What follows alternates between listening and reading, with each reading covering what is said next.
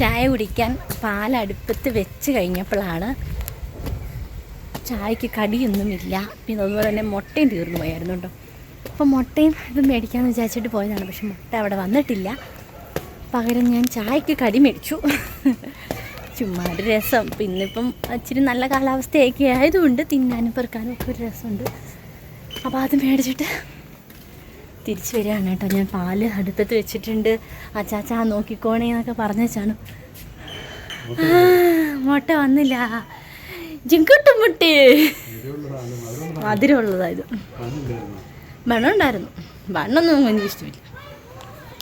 നോക്കിയോ? ഓ ഓ ഓ ഓ അഭിനയ സിംഹം, അഭിനയ സിംഹമേ.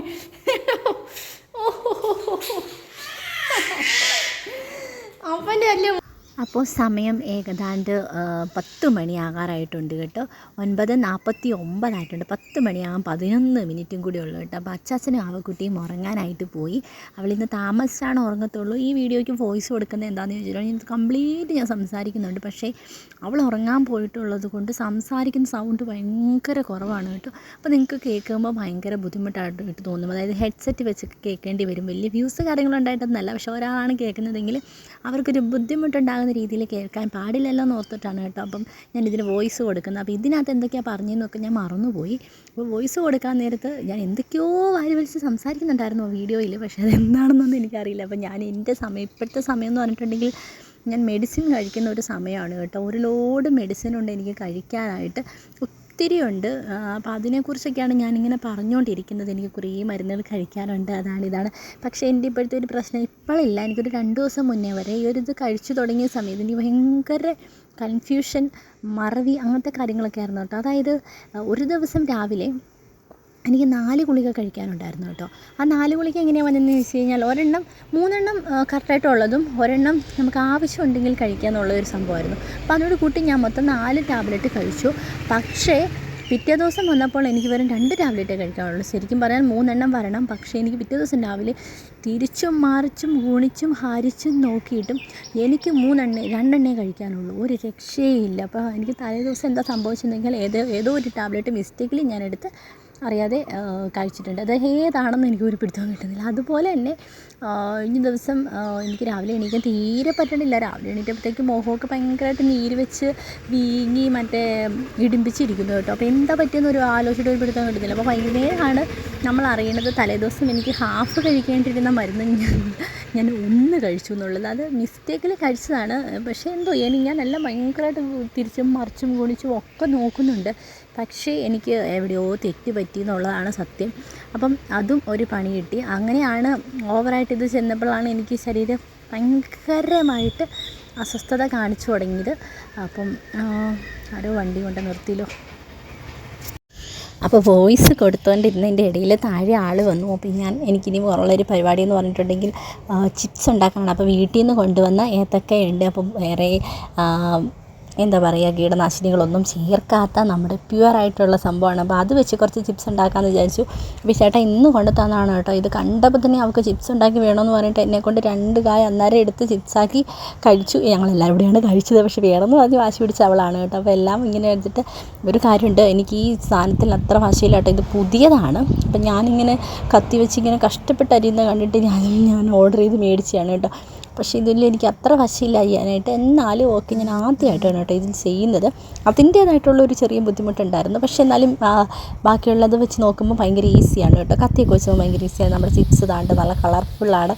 അപ്പോൾ ഞാൻ ആലോചിക്കുമായിരുന്നു ഇതിൻ്റെ വല്ല ബിസിനസ്സും തുടങ്ങിയാലോ, ഞാൻ രക്ഷപ്പെടുമോ. മനസ്സിൽ കുറേ ഇതുണ്ട് കേട്ടോ, പ്ലാനുകളല്ല, ഇങ്ങനെ ചിന്തിക്കും.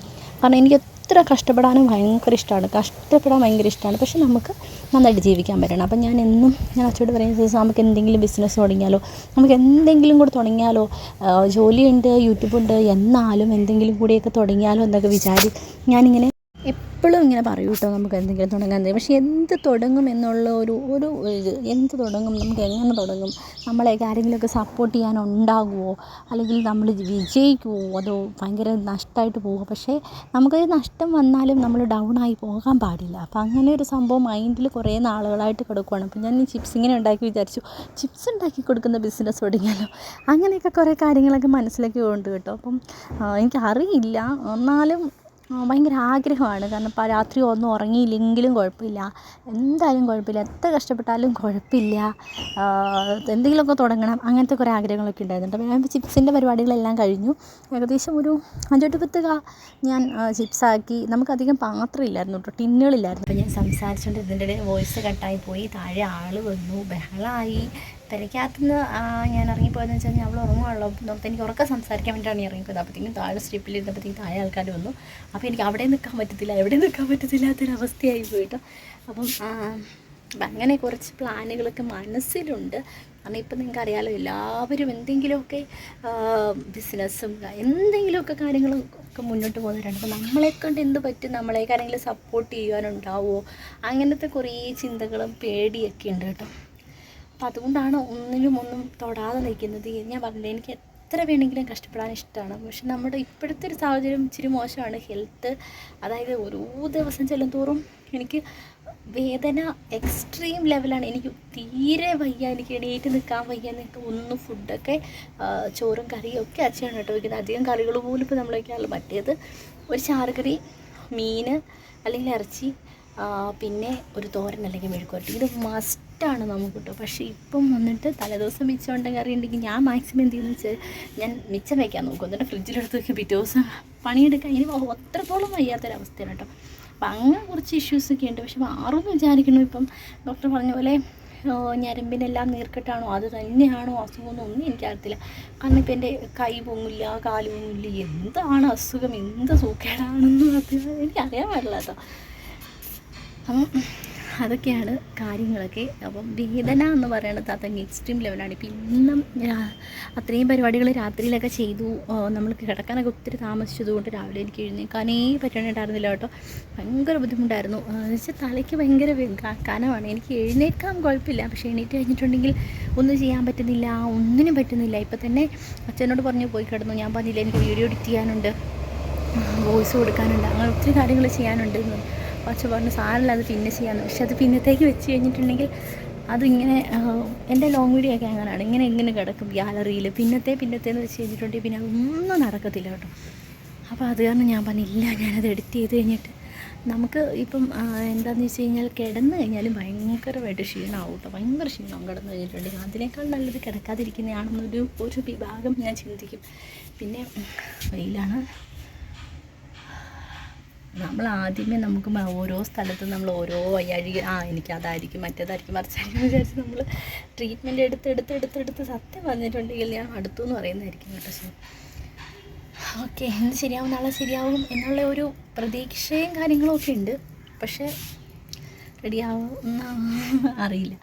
ഓക്കെ, അന്നേരം ഇപ്പം ഒരു ഓണമൊക്കെ ഇങ്ങനെ അടുത്ത് വന്നുകൊണ്ടിരിക്കുകയാണ്. അപ്പോൾ എല്ലാവരും ഒരു ഓണത്തിൻ്റെ തിരക്കും കാര്യങ്ങളൊക്കെയാണെന്നറിയാം. ആർക്കും നമ്മുടെ വീഡിയോ ഒന്നും കാണാനുള്ള ഒരു ടൈം ഉണ്ടാവില്ല. കാണാൻ മാത്രം ഇല്ലാത്തൊന്നുമില്ല, അത് വേറൊരു കാര്യം. പക്ഷേ എന്നാലും ഓരോ ദിവസം വീഡിയോ ചെയ്യുമ്പോഴും അതിൽ വരുന്ന കമൻസുകൾ, അവരുടെ ഒരു സ്നേഹം സപ്പോർട്ടൊക്കെ കാണുമ്പോഴാണ് നെക്സ്റ്റ് വീഡിയോ ചെയ്യാനായിട്ടുള്ളൊരു ആഗ്രഹം വരുന്നത് കേട്ടോ. അതുപോലെ തന്നെ അച്ഛൻ കഴിഞ്ഞ ദിവസം എനിക്കൊരു പ്രാങ്ക് തന്നായിരുന്നു, മറ്റേ പാമ്പിൻ്റെ ഒരു സംഭവം. അപ്പോൾ അതിലൊരുപാട് പേര് നിങ്ങൾ ചെയ്യാൻ പാടില്ലായിരുന്നു, വയ്യാതിരിക്കുമ്പോൾ നിങ്ങൾ ചെയ്യരുതായിരുന്നു എന്നൊക്കെ പറഞ്ഞിട്ട് എന്നോടുള്ള ഇഷ്ടം കൊണ്ട് ഒരു കൺസേൺ ആയിട്ട് എല്ലാവരും ഒത്തിരി പേര് പറഞ്ഞിട്ടുണ്ടായിരുന്നു. പിന്നെ എല്ലാം നന്നായിരുന്നു എന്ന് പറയുന്നവരുണ്ട്. ഓക്കെ, അപ്പം എല്ലാം നമ്മളോടുള്ള സ്നേഹം കൊണ്ടാണെന്ന് എനിക്കറിയാം. പക്ഷേ അച്ഛൻ ആ ഒരു സമയത്ത് ഒരു വീഡിയോ ഞാനെപ്പോഴും പറയും ലോങ് വീഡിയോ എടുക്കാൻ അച്ഛൻ കൂടുന്നില്ല അങ്ങനെ എങ്ങനെയാണെന്ന്. അപ്പോൾ അതുകൊണ്ട് ചെയ്തതാണ് ലോങ് വീഡിയോയ്ക്ക് വേണ്ടിയിട്ട്. അപ്പം അതെല്ലാവരും ഒന്ന് ക്ഷമിക്കുക, ഞാൻ ക്ഷമിച്ചു. അപ്പോൾ ഇത്രയേ ഉള്ളൂ. നമ്മുടെ വീഡിയോ ഇഷ്ടപ്പെടുവാണെങ്കിൽ ലൈക്ക് ചെയ്യുക, കമൻറ്റ് ചെയ്യുക. അപ്പം നല്ലൊരു വീഡിയോ ആയിട്ട് നാളെ കാണാം. ടാറ്റ, ബൈ.